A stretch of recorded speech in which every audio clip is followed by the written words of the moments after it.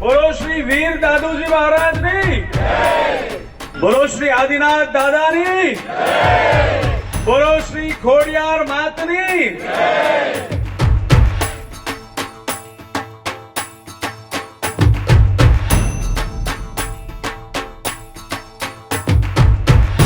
જયારે સ્ટેચ્યુની સામે ઉભા રહેતા હતા અને ફિલ્મનું જયારે પહેલી વખત વિચાર આવ્યો હતો ને, એ વાઇબ્રેશન જે શરીરમાં આવ્યા હતા ને, કરંટ અત્યારે પણ મને ફીલ થાય છે.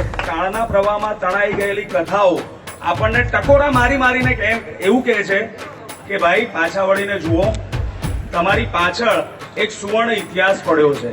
આ છે ને એ એક યજ્ઞ છે. જેમ આહુતિ બલિદાનોની અપાય છે ને, એવી રીતે અમારા બધા માટે આ એક યજ્ઞ છે